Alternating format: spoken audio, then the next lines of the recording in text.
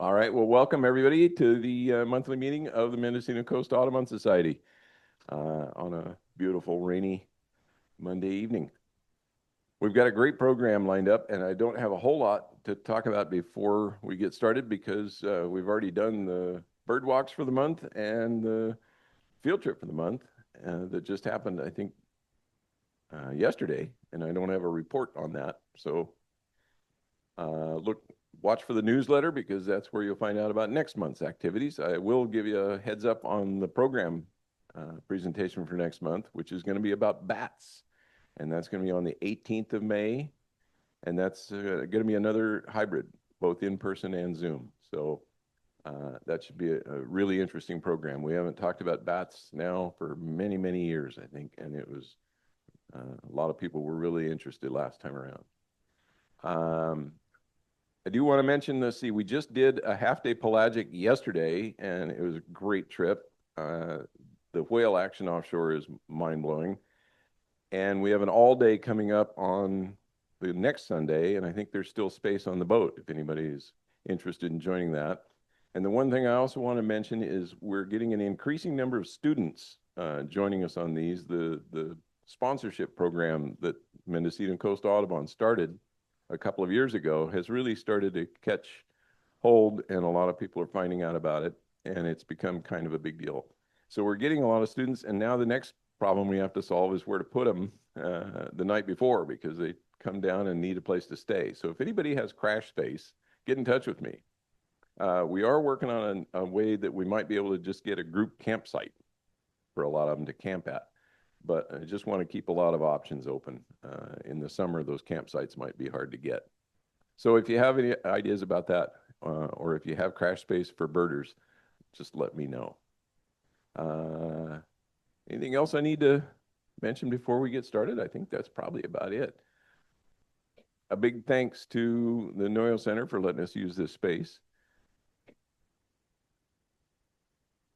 Oh, you can reach me. The Audubon address is audubon@mcn.org. Piece of cake. Just go to our website. All the contact information is there. MendocinoCoastAudubon.org. Marshall. Yeah.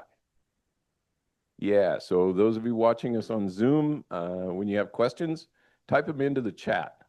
And then at the end of the presentation, Marshall will be able to read those back, and we'll get them answered for you, for everybody, actually. And same thing in the crowd. I think we'll just have the Q&A session at the end of the presentation, because I think our presenter has got his act together and is prepared and ready to go. So let's get started with that.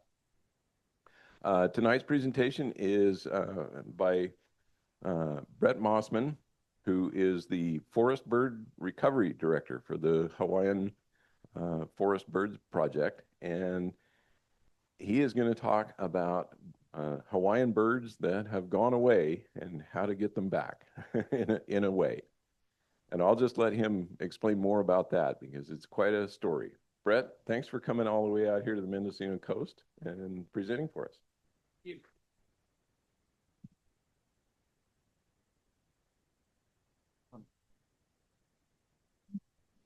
Yeah, thank you so much for that introduction. And yeah, looking forward to sharing a little bit about this project that I've been working on for the last 3 years, as well as a lot of the different work that's going on to protect the birds that are still out in our forests. So just a little bit of background about me. As I was introduced, my name is Brett Nainoa Mossman. I currently live in Waimea on Hawaiʻi Island. It's kind of in between Hilo and Kona, right in the middle of the two mountains for folks that aren't too familiar. And then I primarily work in forest bird recovery. So that's my main job.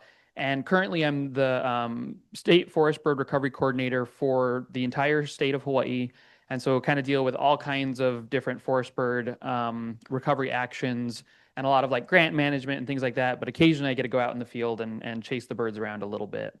And then my background, I have a master's in environmental science from Hilo and a bachelor's in wildlife ecology and management from Utah State University.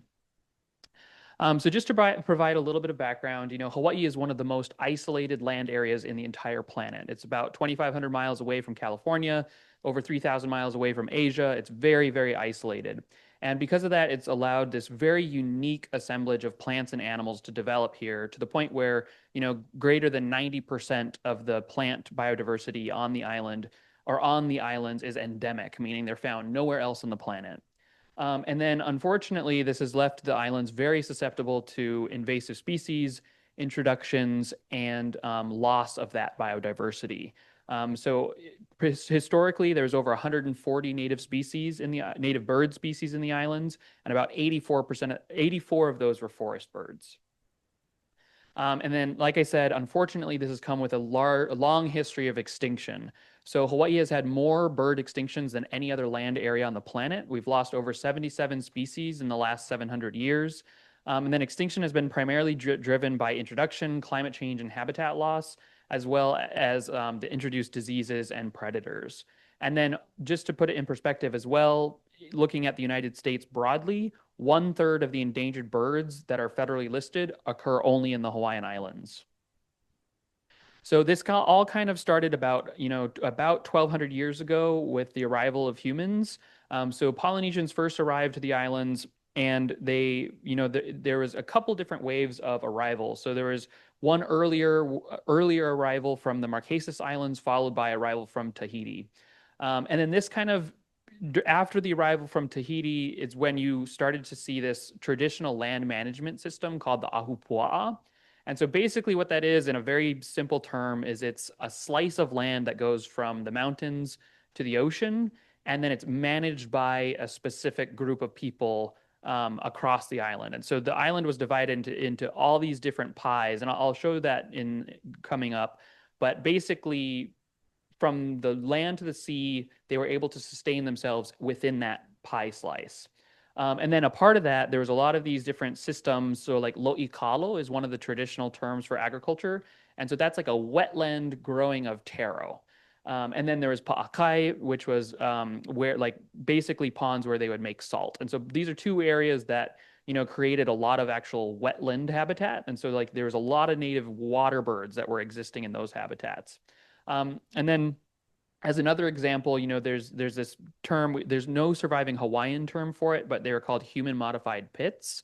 And these were primarily found on Mauna Loa and Hualalai, but those are actually areas where humans modified the habitat in order to increase the number of seabirds that were nesting in those areas. And a lot of them were just broken open. It's like some of them were clearly like where people were actually harvesting seabirds, but others were broken into lava tubes that were not existing. And so the idea is that it was used to create habitat. And then this all kind of leads into what the overall human footprint was in the Hawaiian Islands. So this, I'm not going to click on it here just because the Wi-Fi connection is a little bit slow, but I'll share this PowerPoint with the Audubon folks so folks can look through the slides. But there was this Hawaiian footprint project that was completed by Sam Gon in 2013 that looked at the total area that was utilized by, like, the total area of habitat before human contact, and then the total area of habitat of land use by Native Hawaiians and Polynesians. So here you can see like all the pink area is what was disturbed by human colonization starting about 1,200 years ago. And then here again is what the native habitats would have looked like without that disturbance. And so there's a range of different habitats, but the dark green is like your wet forest. The light green is kind of like your mesic or Goldilocks zone forest. And then that kind of tan area is your lowland dry forest. And so here you can again kind of see where that impact was mostly centered in that lowland dry forest. And then, so like I was saying earlier, Hawaiians had a very close relationship with birds, and they also used birds. So or food, so that's a way that Hawaiians often used a lot of the native species. Most prominent of those were the ua'u and the nene, so that's the Hawaiian petrel and the Hawaiian goose. And then also other species like koloa, the native duck, alai, the native coot, and moa chickens were all readily used as food by Native Hawaiians. And then the other primary use was hulu, or feathers. So this is kind of what's the most famous, I would say, of Hawaiian use of birds. And you can see it's kind of by Herb Kane, you can see these really long, beautiful capes that were made entirely from the feathers of forest birds and seabirds primarily. And then also it's kind of hard to see, but that little rock there with the string on it, that was actually one of the ways that was used to capture kolea. which is our Pacific golden plovers. And so it's hard to see, but there's a little wooden dowel on there that they would put a little grub, and then the birds would swallow that, and then they'd be stuck basically, because after they'd swallow the dowel, they'd be stuck to the rock, and then you could run up and grab them and harvest that bird. And then here's just a couple other examples of featherwork that I think are really neat, and particularly the one on the right. This is from the very early 1800s, but you can see like very quickly Hawaiian culture was influenced by European and American influences. So this type of papale or hat would have never really been traditionally made in Hawaii, but early on they saw the garb of Europeans and copied it very quickly. But this is one of my favorite examples of featherwork because I just think it's so amazing to see how quickly they were able to integrate. And it's really neat too because it's still made entirely with traditional practices. So like the base is all ie, which is a type of vine, and then the feathers are tied on with olana, which is a type of cordage, and then they're using the o'o and the o'o and eevi feathers in that particular piece. So then kind of going into some of the methodology for how birds were collected, and a lot of it is actually very similar to how we capture birds today. So most information that was written down from the Kia Manu or the Haha Manu, which are like our bird catchers, was collected in the 1810 to 1870, which was during the land boundary testimony. And so here you can see, this is what I was talking about with those different ahupua'a. So these are all the ahupua'a where birds were harvested from. And the black areas were the areas where only seabirds and nene were harvested.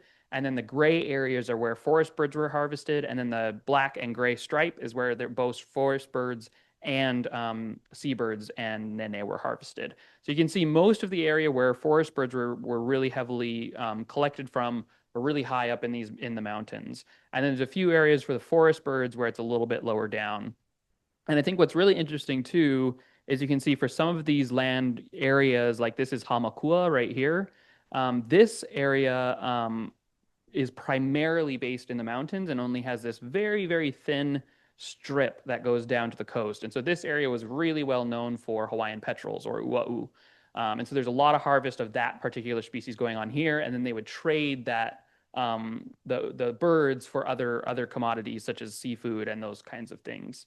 And then this one I really like to highlight. So this is the Lavaita Manu practice. So this was done primarily in Kohala. So that's kind of up here on the northern side of Hawaii Island. And basically they would made these large nets, and then they would light fires. So it would create light, and it would disorient young birds and capture them in the nets. And that's almost exactly how we catch these birds today. And even in that same area, we had these big mist nets put up, and we had this huge spotlight trying to pull in birds so that we could put transmitters on them and figure out where they were nesting. But it's just really neat to see that we're basically doing the same thing that they were doing a few hundred years ago. And then we get into European arrivals. So that obviously started with Captain Cook in 1778. And initially he first sighted Oahu, but then sailed and made first landfall on Kauai. And he was there from January 20th to the 23rd in 1778. Spent a couple days on Niihau and then moved off to go look for the Northwest Passage. Then on his way back, he came back in January 1779 or into late November, 1778, and then basically sailed, kind of circumnavigated the islands until January of 1779. And then this is where it gets really important for Hawaiian forest bird collections. So he anchored in Kealakekua in January 17th, and they were there from January 17th to February 4th. And this is when the first major collections of Hawaiian forest birds first happened. So at this time, I think 25 specimens were collected by Cook that still survive to today. Actually, it might be a little less than that, but around there. But the kind of amazing thing was that they collected almost all of the historically known species of forest birds on Hawaii Island in that very short period of time. And it was just a couple of days. So there was 3 inland trips that took place during that time when they were anchored. And so basically in a day or 2, they collected all of those different birds. So it was really interesting to see. So then the next thing that happened with this was introductions. So with Cook's voyage, he actually introduced cats, goats, and pigs to the Hawaiian Islands, and they were pretty widespread by the early 1800s. And then shortly after that, also in the 1790s, Captain George Vancouver came to the Hawaiian Islands and brought cattle and gave them as a gift to Kamehameha, who was the first king of Hawaii. And and unfortunately, Kamehameha actually put a kapu, which is like a prohibition on the harvest of them. And so by the 1840s, there was estimated to be 25 to 50,000 of these cattle running around Hawaii Island. So it went really quickly. And then in that time, from then to now, more than 750,000 acres across the state of Hawaii has been converted from forest to pasture. And then this is kind of jumping forward a little bit, but one other way that ungulates or hooved animals have been really negatively impacting our forests is through rapid ohia death. So this is a fungal pathogen that was introduced about 20 years ago. But unfortunately, cattle where they're present, so you can see this area where all these yellow dots are, is where ungulates are found. Whereas inside this fence unit, there's no cattle, no pigs. And so the rapid ohia death has just been killing huge numbers of trees in this area, whereas this area has actually remained relatively protected because the hooved animals, as they're walking around and rubbing on the trees, are causing injuries and then allowing the trees to be infected. And in some areas, we're seeing up to 90% dieback of this particular tree species, which is really critical because it's our most important, most common native forest tree species today. And then another big impact, and this was kind of a mix between Polynesian impact and European impact, but was iliahi or sandalwood trade. And so starting in about 1810 to 1830, more than 100,000 picules, which is an interesting unit of measurement, it's about 130 pounds, of wood were removed from the Hawaiian Islands. So this was a huge number of trees. Like I think the estimate would probably be a few 100,000 trees were removed. So this would be like hundreds of acres of habitat that was pulled from the forest in a very short period of time. And this peaked in 1821 and 1823 when 21,000 picules were being removed from the islands per year. So it was a huge impact that removed a lot of that mesic dry forest habitat. And then, we keep moving forward. Polynesian rats were introduced, with human arrival, probably 800 to 1,200 years ago. And then the other rodents started coming in quickly after European arrival. So house mice were probably the first ones. They were introduced in 1816. Rabbits were established on several small offshore islands, but for some reason they haven't really established in the main Hawaiian Islands, and we're gonna be happy about that. And then Norway rats, the first confirmed record of them was probably in 1835, and then black rats, it seems like they didn't arrive until maybe the 1870s to 1920s. And part of it, there's some kind of interesting history on that, but all three of these species have had big impacts on bird populations across the Pacific. And then the big one in Hawaii was disease. So the first thing that can transmit disease in Hawaii primarily is mosquitoes. So believe it or not, before the 1820s, Hawaii had no native mosquitoes. So it really was a land of paradise, to be honest. And so starting in the 1820s, mosquitoes were first recorded in the written history in Lahaina, but there's some evidence that they may have been on Oahu as early as 1822. And so they started spreading, and then we did have avian disease in Hawaii most likely before this, particularly in the seabirds and the shorebirds, but there's no mechanism for that disease to spread from those groups to the forest birds. So then when mosquitoes came in, they could start transmitting avian pox. And so far, and this is kind of getting into the museum work, but so far the earliest record that I've found of a forest bird with avian pox is from it was collected sometime between 1852 and 1863 on Hawaii Island. And it's actually, you can just see it here. This is a o'u, which is a type of, they call it like the parrotbill finch, I think, but is a type of wet forest bird that primarily fed on fruit.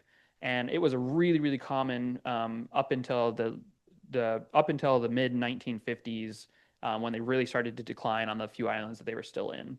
But yeah, so it's been really interesting because I think before I started this project, the earliest known examples of pox infections were from like the 1890s. So this is a much, much older example that pox was already spreading through the forest birds. And then avian malaria, which has been the one that's really been driving extinctions, particularly in recent years, arrived sometime in the early 1900s. And that they think that's tied to the Hui Manu Society. which was a group of people that were trying to, as Hawaiian birds were disappearing, they were trying to introduce other species to kind of refill, because like the forests were quiet, and so they're trying to refill those vacancies, and unfortunately that brought in avian malaria, which has accelerated the rate of extinction in the islands. So, and just to kind of go over briefly, so for the extinction timeline, it kind of started in the 1820s is when we really started losing species, and then it really accelerated by the 1890s, where you're losing like dozens of species in a year. And then in the 1980s, there's kind of another big loss of species. And then most recently, we've had two species that are likely have disappeared from the landscape this year, even with the Akikiki and the Akekee on Kauai. And then this just kind of shows like what the timeline was for extinctions on each island. So on Oahu, there was this really early extinction with the Oahu thrush in 1825. And then the big loss of birds kind of occurred between 1873 and 1887. And then Maui, again, kind of before 1880, there was a big loss of birds. And then it was observed again in 1894 to 1901. And then on Hawaii Island, on the west side, it was a little bit earlier, 1890 to 1900. And then on the east side, we had it a little bit later, kind of from 1896 to 1900. And then similarly with Molokai, Kauai, and then interestingly, Lanai, which is one of the smallest of the main Hawaiian islands, was the last of the islands to see this rapid wave of extinctions. And even a species was discovered on that island in 1913. So it's kind of interesting to see that pattern. And then to go back to, the human footprint. So here again, we have what Oahu would have looked like before human arrival.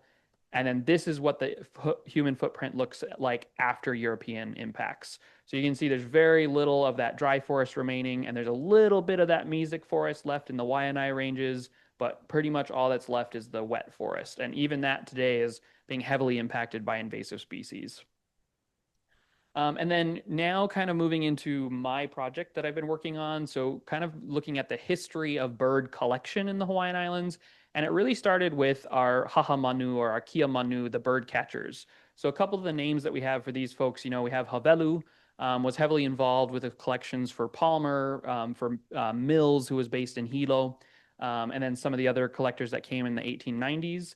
Keawe'ehu is actually a really interesting bird catcher. So he is probably single-handedly the reason why the Wilkes expedition survived.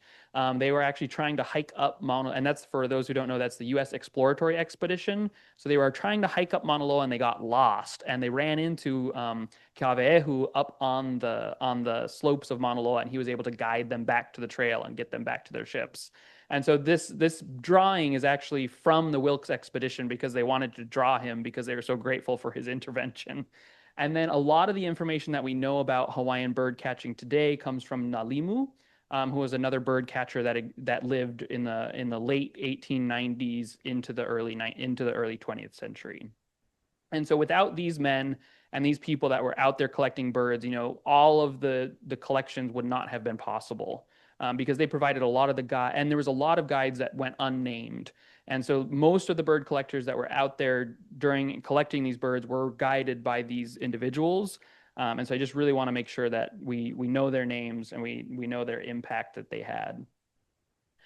So kind of going back a little bit, from Cook's third voyage, 11 species were recorded from his initial arrival in Hawaii. And here I kind of wrote them down here so you can see, but this is actually a photograph that I took. This is at the Naturalis Center in Leiden in the Netherlands. And so this is a moho or a Hawaiian rail, and this was collected by Cook by Cook's men in 1779. And so it looks pretty good for being a couple hundred years old. So Cook is kind of the first big collection of birds, and he collected only from Kona, and then there's a few specimens of EEV that came from Kauai in 1778. And then the next big collection that came through was the HMS Blonde, which was a ship that was actually bringing back the bodies of King Liholiho and his wife Kama'amalu, which were our second king and his queen that died of measles when they went to London to visit the king there. And so that ship brought back their bodies and ended up recording a couple of these birds. And this is the only record of the Amaui or of the Oahu thrush. And they only collected two specimens, one juvenile and one adult. And this one is currently at the ANSP, which is in Philadelphia. And then, the next big collector that came through was an American collector that a lot of people would recognize. These names should start looking familiar for our birding audience. So John Kirk Townsend and Thomas Nuttall were some of the early collectors that came through in 1835 to 1837. And so these are two specimens from Townsend's time on Oahu. This is an Oahu Alawahio, and this is an Oahu Akialoa. And then they also worked really closely with a German collector named Ferdinand Depp, but most of his specimens have actually ended up in Europe. So there's a lot of those in Austria and Germany.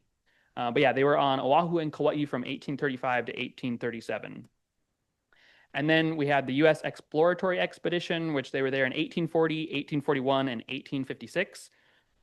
And that was primarily Peel and Cassin. And unfortunately, one of the ships that had a lot of the specimens, the Peacock, actually sunk, I think off the coast of Washington. And so we lost a lot of specimens from that ship, but they did manage to bring back several, including this Hawaiʻi o'o, which is currently at the ANSP in Philadelphia as well. And then there was kind of a big gap from the 1850s to the 1880s where not a whole lot was collected. But we did have this guy by the name of Mills, who was based on Hawaii Island, and then Garrett, who was there in the 1850s, and then Bayou, who was the French ambassador to the Hawaiian Islands. And so he did quite a bit of collection on Oahu and Hawaii Island, and was actually the one who first discovered the palila in Western science. And so palila still bears his name today, but fun fact, it's misspelled. So in almost every historical document that Mr. Bayou was written about in, they almost always misspell his name. So it's pretty funny, and it's even memorialized in the name of the palila, misspelled. And then these are two specimens that were actually collected by Andrew Garrett. And like his specimens are really, really beautiful specimens. So I like to highlight those. And it's kind of cool that you can see the size difference between the male Hawaiʻi o'o above and the female below. And then finally, we get into the 1890s to the 1900s, and this is when the vast majority of collection kind of took place. And this is where we get like our most famous names in the Hawaiian bird world, Wilson, Palmer, Perkins, Henshaw. Oh, I put Wilson in there twice. Sorry. And then one thing that I really wanted to highlight here is that, as I've done more and more work in these collections, you start to pick out whose birds are what. And so these are three examples of classic, what I call Perkins birds. So a lot of his specimens, he kind of like positions the wings down a little bit. So even like if I just walked up on this bird, I'm like, that's a Perkins bird, because I'm starting to get familiar enough with them to like see that. And it's like you can see on all three of these birds, this is a kohe from Molokai. You can see it has those wings positioned down.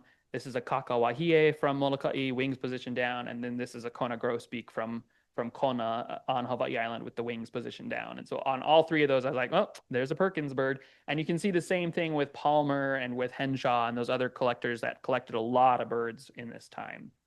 Oh, and then, sorry, the last example of collection that we really have from the Hawaiian Islands comes from 1900 to the present. And so actually in 1973, a new species of Hawaiian bird was discovered by Jim Jacoby and actually a group of college students that were out on Maui doing some work, just kind of documenting plants and things, and they found this bird.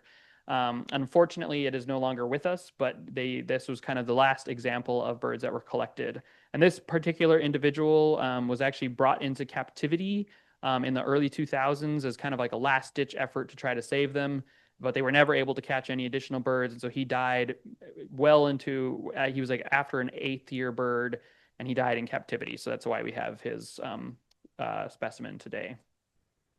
And so as you notice, there's kind of a lot of big time gaps in the collection. So I think the most glaring ones are the first Molokai collections weren't until 1864. So there's a huge gap, from 1778 when all those different things were introduced to when the first people were there collecting birds for these collections. And then shockingly, Maui didn't have any collectors until 1879. And so I think that's why we see a lot like a thrush was never observed on Maui, an Akialoa, which is a bird that has that really long bill, was never observed on Maui, and the o'o was never observed on Maui, other than a few possible observations. And a big part of that is because there were no collectors there until rather late. And similarly, Lanai, nobody got there until 1888. And, Perkins, who is like renowned as like a phenomenal naturalist, didn't discover, he was there for 3 months, and he actually missed a species that was later discovered by Monroe in 1913. And then similarly, on Niihau, no one visited that island until 1887, besides that really brief stop by Cook in the 1700s. And then out in the northwestern Hawaiian Islands in Papahanaumokuakea, the first visitor was Palmer in 1891. And at that point, there had already been quite a bit of disturbance from the whaling industry over the years. So yeah, there's a lot of serious, and then really serious observation and collection really didn't start taking place until the 1880s and early 90s. So we probably lost a tremendous amount of information in those intervening years. And then another place where we have a lot of knowledge gaps is actually in traditional knowledge keeping. And so in Hawaiian newspapers and chants and oli, or different means of oral preservation, there's over 30 documented names for birds that have no historical known context. So these 30 could be 30 additional species, or it could be different names for other birds, but there's a huge, huge gap there that wasn't collected. And then just one chant, the Kumolipo, which is kind of like the creation mythos and documentation of the Hawaiian Islands. There's 8 species or 8 birds or flying things in that one chant that we don't know what those names mean, or what their historical bird species may have been.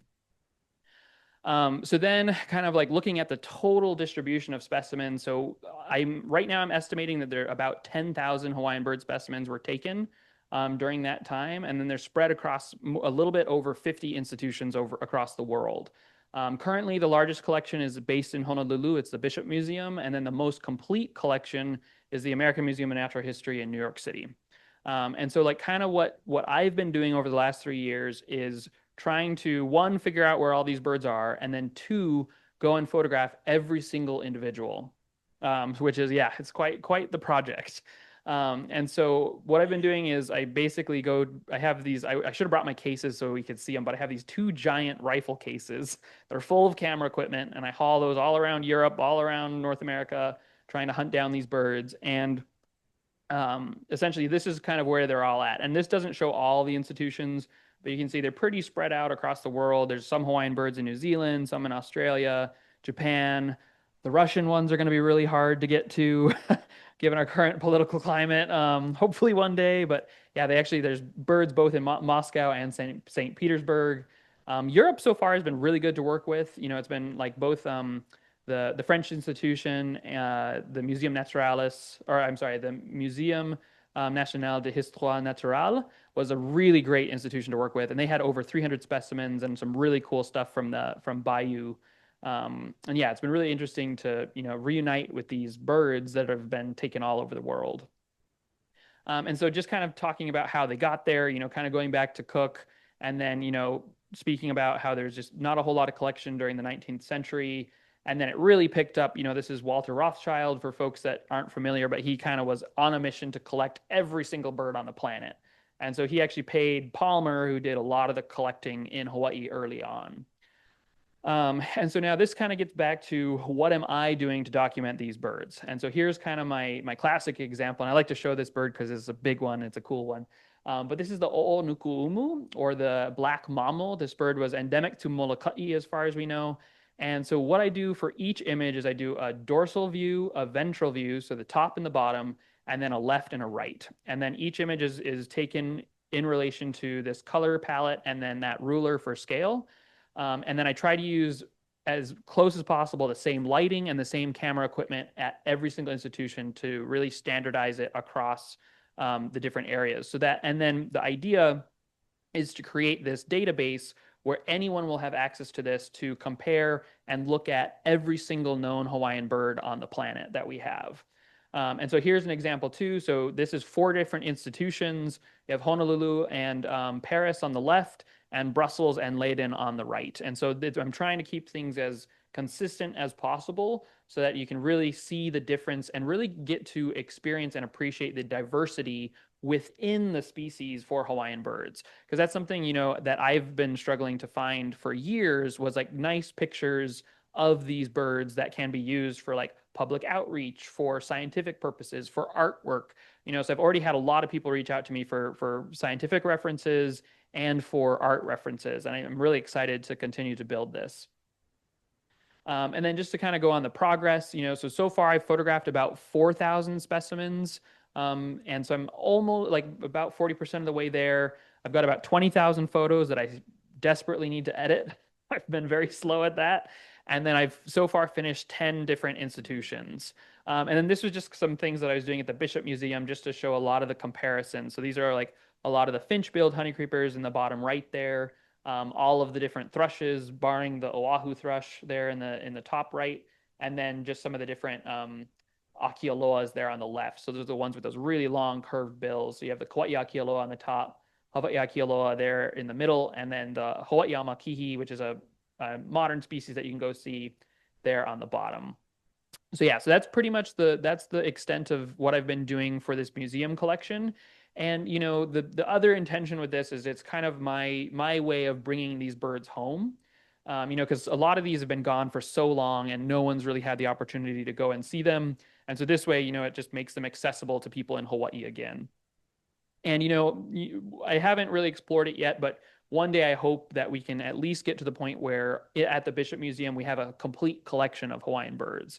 So trying to bring back some of these Oahu or rare species so that people can access them. But yeah, so that's kind of everything with the museum project. But I also wanted to talk about, what's going on with the birds in Hawaii now. And so for folks that aren't aware, so right now we have 17 species of honeycreepers that are still alive in the Hawaiian Islands. 2 of them are only found in the northwesterns. So you have the Nihoa finch or the Palihoa and the Laysan finch or the Ekupu'u. And then on Kauai, there's 4 endemic species of honeycreepers, the Akikiki, Akike'e, Anianiao, and Kauai Amakihi. On Oahu, there's kind of 2 species, or 1 endemic honeycreeper, the Oahu Amakihi, and then the Apapane is found across the chain still.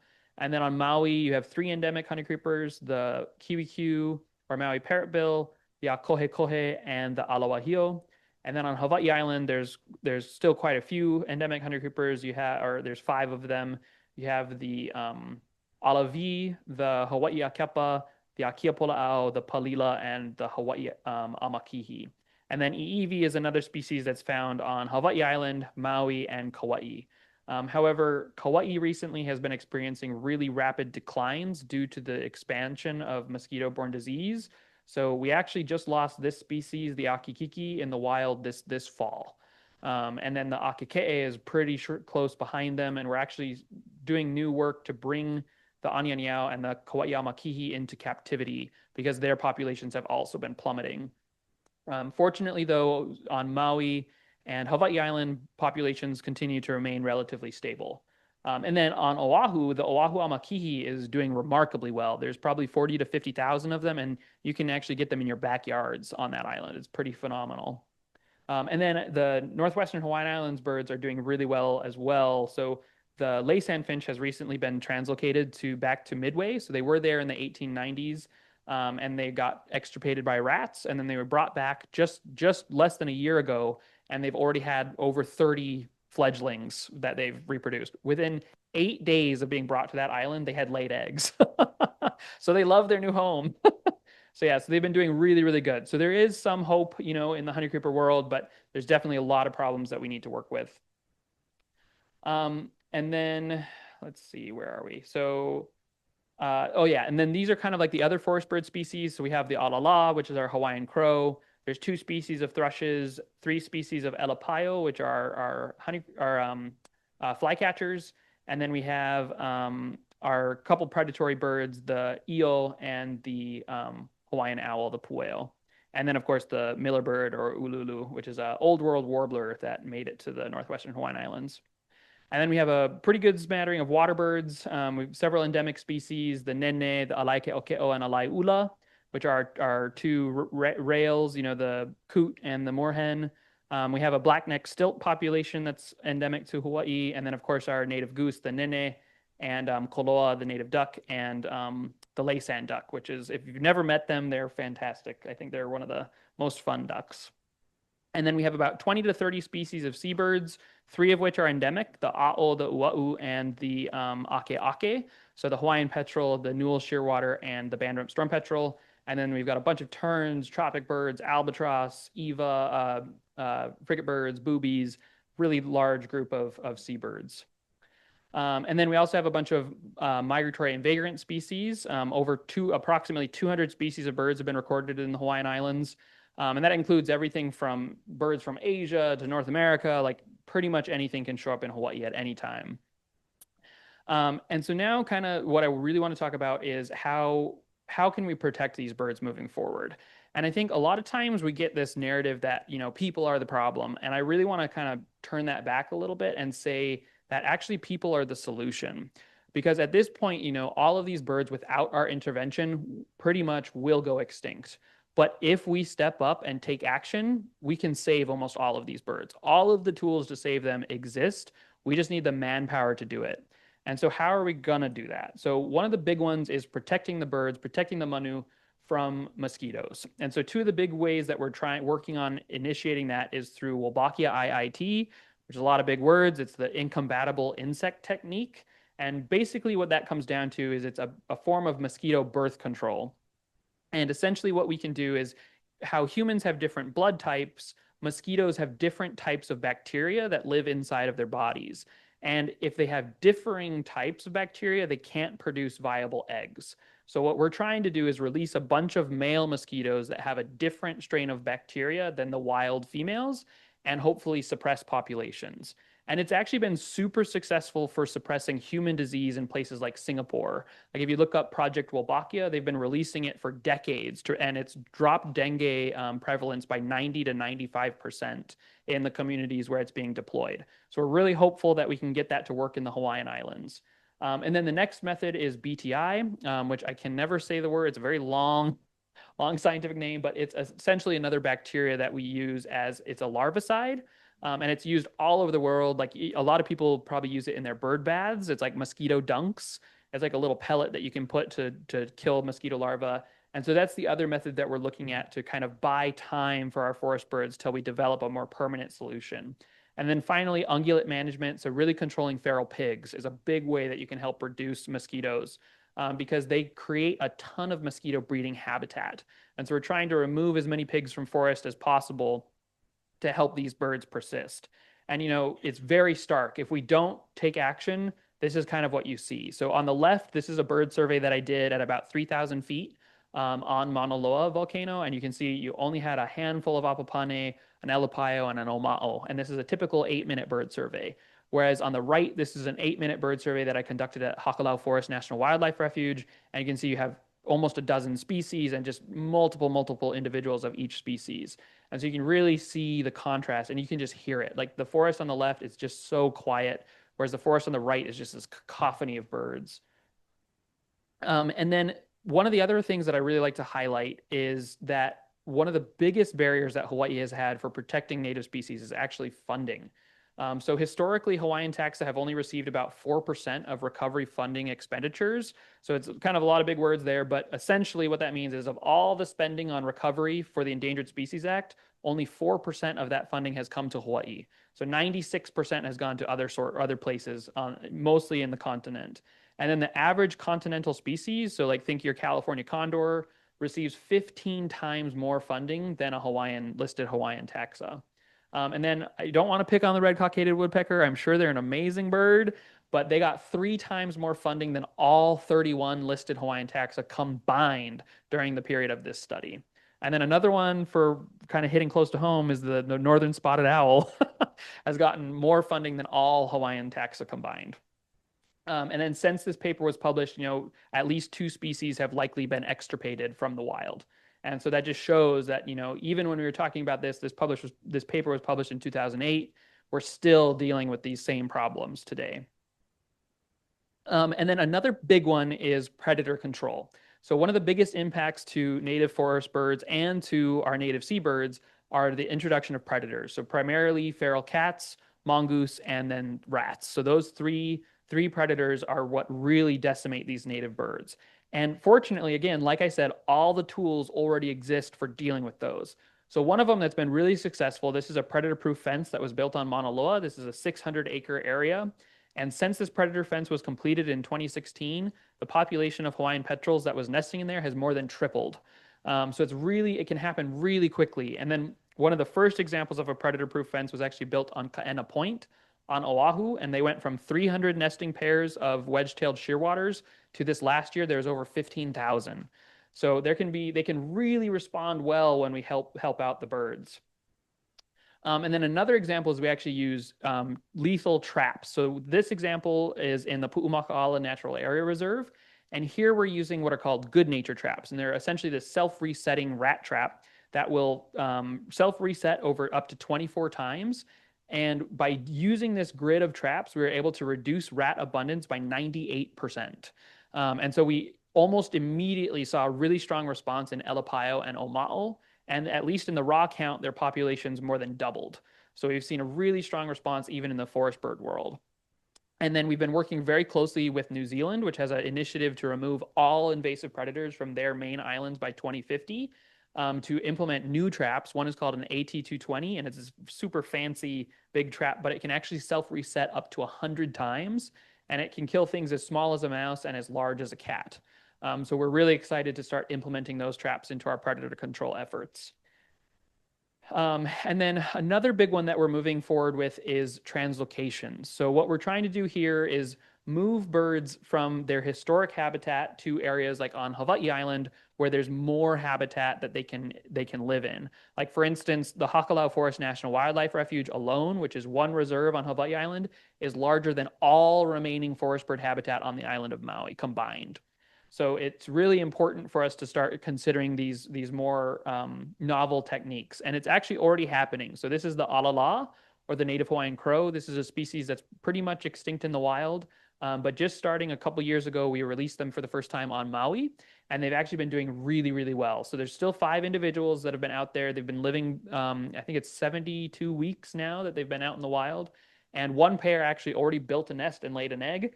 Unfortunately, the egg was not fertile, but this year they're already starting to move sticks around, and the second pair is already starting to kind of move sticks around. So we're really hopeful that we're going to see our first reproduction of alala in the wild since the early 2000s. And that wouldn't have been possible without moving them to Maui. Historically, they were only known from Hawaiʻi Island. And then some of the other species we're considering for translocation are a kohekohe, which is a bird that's endemic to Maui. Oma'o, we're trying to move that species less as a conservation tool for the bird, but more for a conservation tool for the Hawaiian forest. So Oma'o are the last what we call functionally extant frugivore. So essentially they're the last bird that eat a lot of fruit and poop it out in different places. So basically they're like our little foresters. So with this species, we're hoping to restore them to other islands to kind of help us restore a native forest because they preferentially eat native fruits. And they're much more likely to spread those around and help us. They can plant way more trees than we can moving forward. And then kind of more for conservation, we're talking about translocating the anianiao, which is a small bird on Kauai, to Hawaiʻi Island, where it has a lot more habitat that's free of mosquitoes. And that's mostly due to the fact that we have not had a whole lot of success with keeping them in captivity. They're just not really breeding. And then you can see we call them highlighter birds because they're just bright yellow. But in captivity, unfortunately, for whatever reason, the diet that they're being fed is not really giving them what they need. And so they're like kind of gray. And so we think that might be impacting their breeding. And so we're hoping by bringing them back out into a wild ecosystem, we can kind of get their colors back and get them breeding and reproductive again. And with that, that's pretty much all I had to talk about today. Hopefully I didn't go too quickly, but I just wanted to highlight these books that I think are really good, especially for folks that are interested in birding in Hawaii. These 3 books are really great. And then if you want to learn more about the extinct birds of Hawaii, there's actually 2 editions of this now, but the extinct birds of Hawaii is really fantastic. That's where I get a lot of information that I work off of pretty regularly. And then if folks want to get in contact, this is my contact information. And also I just really want to thank, these are the different museums that I used for photos in this presentation. So the Bishop Museum in Honolulu, the Academy of Natural, the ANSP in Philadelphia, the Natural History Museum in Paris, the Naturalis Center in Leiden, and the Natural History Museum in Washington, D.C. have all been really great to work with. And yeah, it's been really, really I think it's been really good to reunite with these birds and kind of bring them to back to the world, because they've been in these drawers sometimes I think for 100 years without anybody looking at them. So yeah, with that, I will take any questions and really appreciate your time.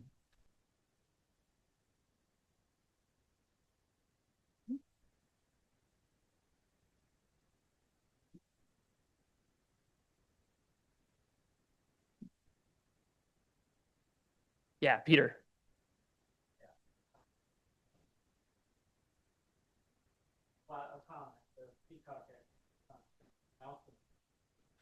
Okay. Yeah, okay.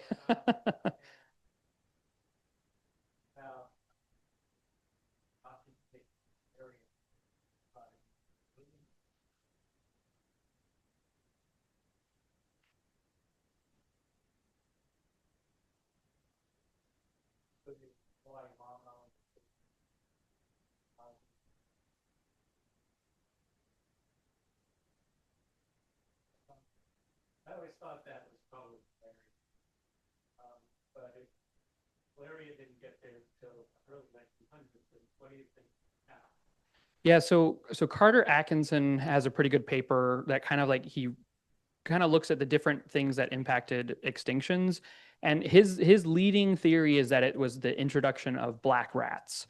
And they actually seem to like it's really interesting. Like he kind of like lines up the history of it. And unfortunately, the record keeping just was not very good back then. But the first documented case of malaria, I believe, was in 1938 in pigeons in Honolulu. But that's just the first time that they documented it.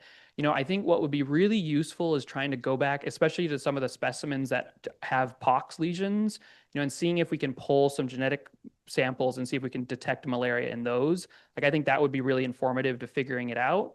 But I think the issue was the method of introduction for malaria. So, like, certainly native seabirds and and migratory shorebirds might have had it, but there doesn't seem to be much evidence for that. And so what Carter kind of lays out in that paper, and I'd be happy to share it with you. It's kind of dated now. I think he published it in the 70s. But you really see, because like even if disease had been present, you see this really ramp up of extinctions occurring in the 1890s. And what it seems like is that's right around the time when black rats got introduced. It seems like they were first introduced to Oahu and then kind of spread from there to Maui, and then Molokai and Hawaii Island, and then they didn't get to Lanai until the 1920s. And I think Lanai is the really interesting one because it's so bizarre that species there persisted for so long. Like even EEV and OU, which were two species that are super susceptible to malaria, persisted there until the 1920s. So I think it's really interesting to kind of dig more into that. But I think that would be a really cool study to look at these birds that have pox lesions and see if they have any genetic markers for malaria. But yeah, so that's my leading theory right now. But again, it's really hard to know what all happened without the documentation. Okay. Yeah, so the question was, did I see a bird with a crossed bill and what is their food? And actually, if I come back up to this slide, so we do have a species with a crossed bill. Actually, there's 3 to 4 depending on how you identify it, but this is the Hawaiʻi kepa. And similarly to like crossbills, they have a very small, slight cross bill on the tip. So it'll be just a very slight cross. And interestingly, it's actually about 50-50 whether they're right crossed or left crossed. And then their primary food is actually, you can't really see it here, but in ohia, the tree, they have these really tightly bunched leaves. And so what a kepa will do is they'll go in and they'll pry those leaves open and pull little larvae that are living inside those leaves. And then there's a couple other species, like I think here, let me come up to this page where they don't quite have a cross bill, but they have kind of a parrot bill. So this is the OU. So their bill is kind of like, it almost looks like a little parrot. And these ones actually primarily fed on fruit. And I theorize that one of their favorite fruits was probably the fruits of lobeliads, which are this like bellflower family. And people would know them because they have these really long curved flowers, but they also get these really big pumpkin shaped fruits. And I think this bird was just made to eat those fruits because they could take chunks of them out. And then they also fed a lot on ie, which is this like vining member of the screw pine family. But yeah, so those are, and then there was some other birds that had like the Lanai hookbill had this like really crazy bill where it was actually like slightly curved, looked very similar to the OU, but it was like curved and made a little gap. And they actually used that specialized bill to scoop snails out of their shells and eat those. So there was a lot of different foraging going on within the Hawaiian honeycreepers.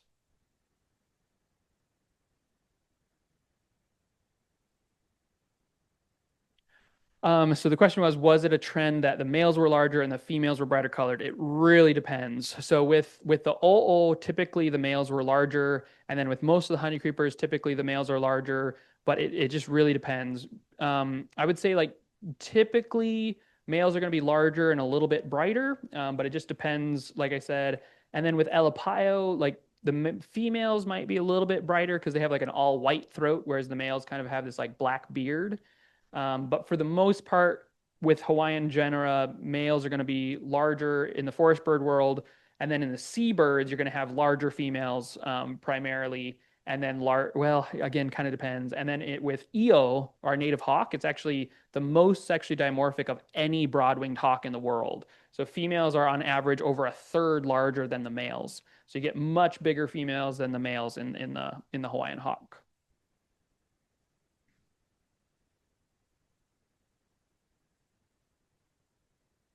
Yeah, so the question was, I mentioned traps from New Zealand, and does Hawaii work with New Zealand for bird conservation in other ways? And again, the answer is yes. So I've been actually trying to work closely with the Cockapoo project, which, if folks are familiar, that's the giant ground parrot in New Zealand. They're known for being very clumsy, and there's some funny videos of that bird online if you get a chance. But they have these really cool technologies where they've gotten to the feeders will only open for a specific bird based on a tag that it has on its leg.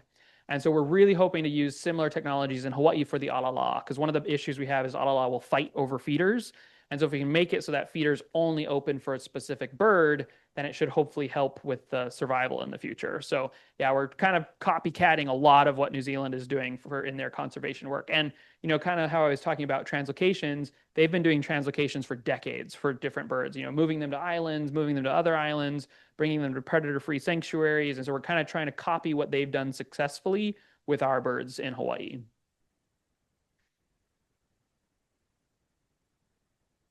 Yeah.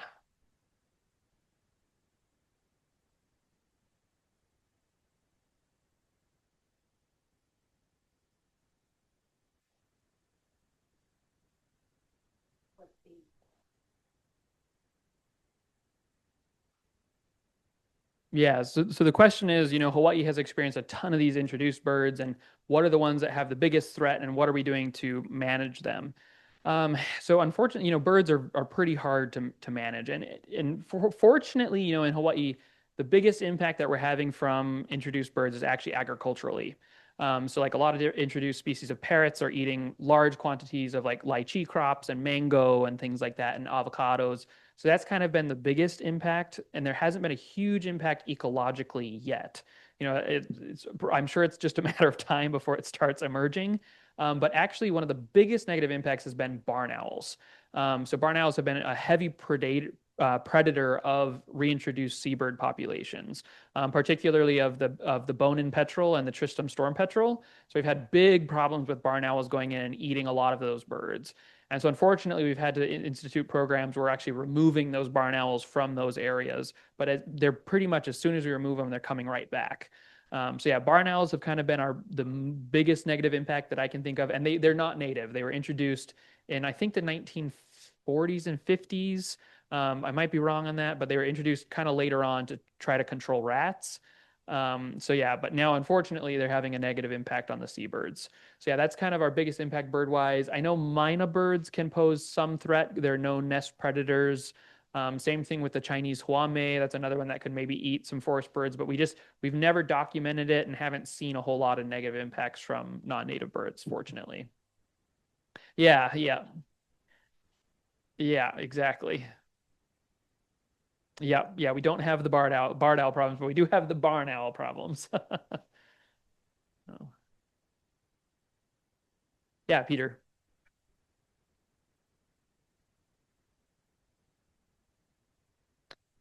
Yeah, it's on Oahu. So in the last couple of years, they've actually successfully translocated those two species to the James Campbell National Wildlife Refuge, and they've actually been breeding really well. So they're doing good. But yeah, but the barn owls have just been whacking them as they've been coming back. Yeah. So, but yeah, we're very and very hopeful that those programs continue to be successful with the seabirds. So hopefully we keep seeing them coming in, and yeah, they've had successful breeding for the last several years now at that site. So hopefully that keeps expanding. Yeah, Kahuku, James Campbell. Yep. Yeah, on the north shore of Oahu. Oops. Yeah. Any questions? Yeah. Yeah. Yeah. But yeah, with that, I think thank you everyone and really appreciate you inviting me out here.